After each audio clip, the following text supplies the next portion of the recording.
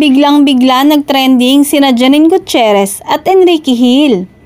Nag-start lang yon dahil sa guesting ni Enrique sa ASAP ng Kapamilya Channel na matapos niyang sumayaw, nag-promote agad siya ng movie niya na I'm Not Big Bird. At yes, si Janine at si Eric Santos ang nag-interview sa kanila. At bongga dahil makikita nga na panay ang titig ni Enrique sa mukha ni Janine na panay ang ngiti.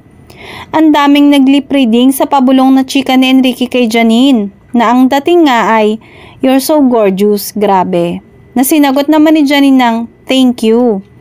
Sa kabila ng pagpopromote, pagod, hingal ni Enrique, hindi nakaligtas sa mga mata niya ang kagandahan ni Janine.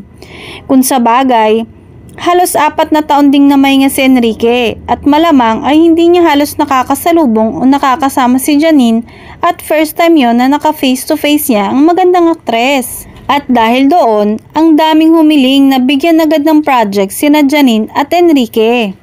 Feeling nga nila, bagay na bagay sa dalawa ang role na mala Barbie at Ken.